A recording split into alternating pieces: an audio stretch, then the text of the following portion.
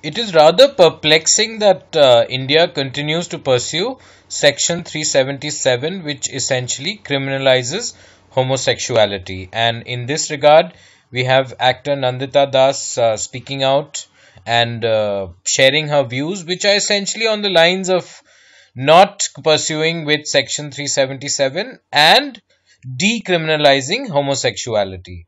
Now, whatever it is, the fact is, now this is a still from the movie Fire, where you had Shabana Azmi and Nandita Das playing the role of lesbians.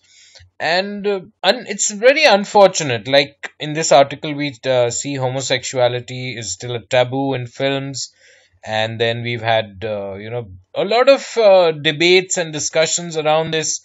A lot of times the LGBT community has come forward, and yet we continue to pursue with section 377 of the Indian Penal Code.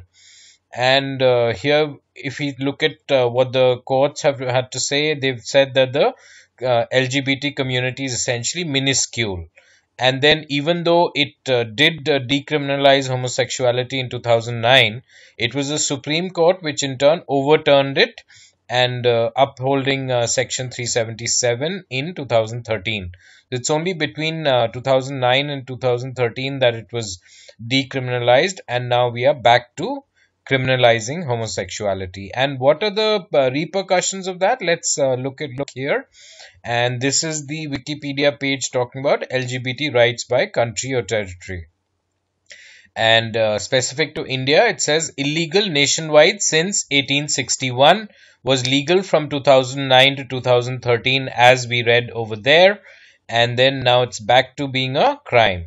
Then the penalty is up to 10 years imprisonment, which is again absolutely ridiculous. Of course, it is sporadically enforced, as is mentioned here, but nonetheless, the official penalty for homosexuality is up to 10 years imprisonment. And in this particular context, we're not just talking about homosexuality overall, but same sex sexual activity, where you're not only a homosexual, but you're engaging in sex with the same gender. So that's where the penalty applies. And legalization, as you can see, has been proposed but is yet to be implemented. And then if you look at other criteria like recognition of same-sex unions, in India there's no explicit recognition. Same-sex marriage, again no explicit recognition. Adoption by same-sex couples, transgender individuals may adopt. LGBT couples to serve openly in military, no. Anti-discrimination laws concerning sexual orientation, no, there are no such laws against discrimination. Laws concerning gender identity, third gender has been recognized by Supreme Court. So there is some improvement, but then there's so much to do. And continuing with an archaic law which was first put in place in 1861 makes absolutely no sense at all. And if I look at some other factors like, say, if I look at the global map of the way things are in other parts of the world, you'll find that gender identity expression, there's unknown, ambiguous in India. And then if you look at blood donation policies, female sex partners of men who have sex with men may not donate blood. Imagine. And it's not too many countries that you have such a policy in place. We continue talking about blood donation policies for men. In India, there's no data. Bans on same-sex union, no specific prohibition of same-sex. LGBT immigration equality, the unknown. And then if I continue forward onto something more relevant here. LGBT service in national militaries by country, LGBT people are banned. So you cannot serve in the military.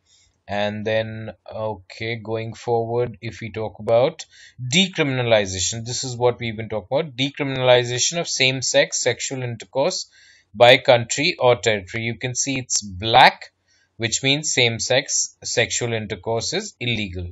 So, these things, India definitely needs to move forward from these, archaic laws.